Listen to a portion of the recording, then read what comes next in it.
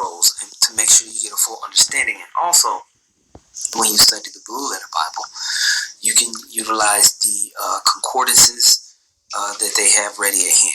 You can go to the Greek concordance in the New Testament and go and look at these words. And when you go into the Old Testament, you can look into the Hebrew, right? And study the actual Hebrew words to get down to the nitty gritty of what the scripture is laying out and saying. All right. So, understanding that, we see how now because of translation issues, this whole virgin birth thing has become a big deal, right? Now, continuing on, it says, the classic example is the story of the virgin birth. The Christian Bible attributes it to a verse in the prophet Isaiah 7:4, which, Elder went into.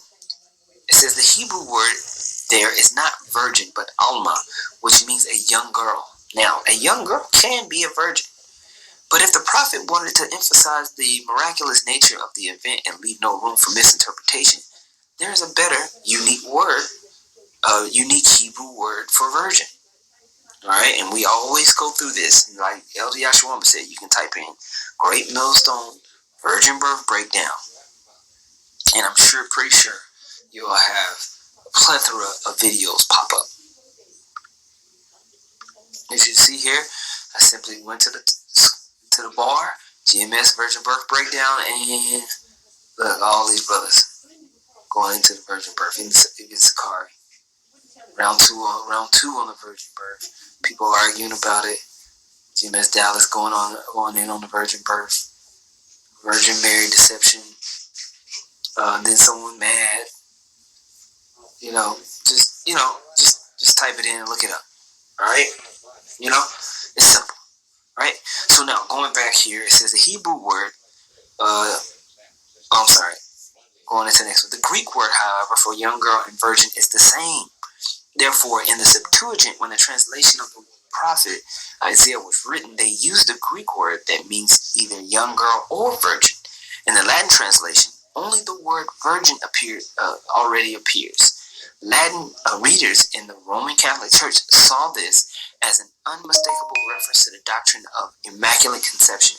One of the reasons the Protestants departed from the Catholic Church many centuries later was because Luther and others complained about this mistranslation. They refused to accept the doctrine of Immaculate Conception simply because they were biblical scholars. They were biblical scholars enough to know that that is not what is said in the original. See? You see that? That is just one example. The late Rabbi Reuven Marigolese, a great Torah scholar, also a self-taught Greek and Latin scholar. One of his many books is devoted to pointing out all the places where the Septuagint is different than the original Hebrew text. He found about 700 such variations, and he had an explanation in every one of the places why they did it.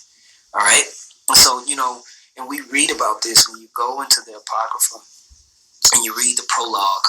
We always talk about the prologue of Sirach, right? And he talks about how important it is to study the translations, because you read it says the prologue, the wisdom of Jesus the son of Sirach, whereas many and great things have been delivered unto us by the law and the prophets and by the others that have followed their steps, for which things Israel ought to be commended for learning and wisdom, and whereof not only the readers must needs become skillful themselves, the readers must needs become skillful themselves. See, this book, the Bible, is not just meant for any, grandma to be going and diving into. It's meant for people who are scholars to grab hold of, right? Right? It says, but also they that desire to learn be able to profit them which are about, both by speaking and writing. My grandfather Jesus, when he had such given himself to the reading of the law and the prophets and the other books of our fathers, and had gotten there in good judgment, was drawn on also himself to write something pertaining to learning and wisdom, to the intent that those which are desirous to learn and are addicted to these things might profit much more in living according to the law.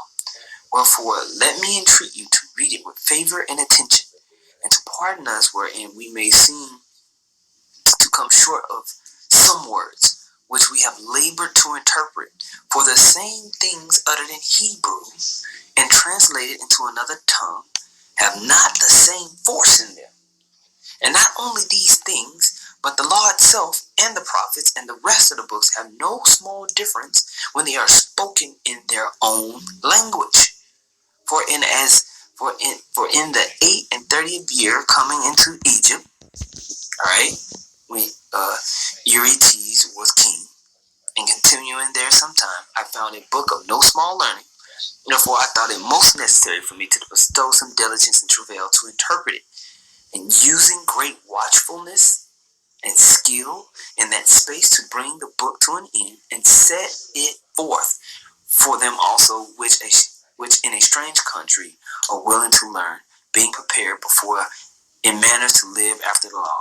All wisdom coming from the Lord, and it's with him forever. All right? So, just as we're reading how over in Egypt you had the Ptolemaic Empire ruling and demanding the translation of the scrolls, we know that with those translations, misinterpretations can happen. The virgin birth being a huge one. All right, being a huge mistranslation, and it's well known for basic biblical scholars, but Christians are not biblical scholars. Just very, very simple. Very simple. Okay? Habakkuk chapter 1 verse 3 says, Why dost thou show me iniquity and cause me to behold grievance? For spoiling and violence are before me, and there are that rise up strife and contention. Therefore the law is slack, and judgment doth never go forth. For the wicked doth compass about the righteous. Therefore wrong judgment proceedeth. Right? And that's what happened. Since the rise of the Edomites in this whole beast system, wrong judgment proceeded.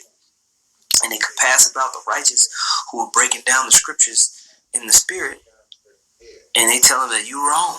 You stupid. You ain't got it. Meanwhile, no, you're wrong.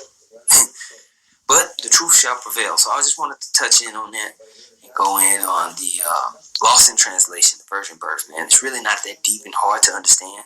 It's just that the lies have been spread around the world for so long. You know, the lie is normal, and the truth is like strange.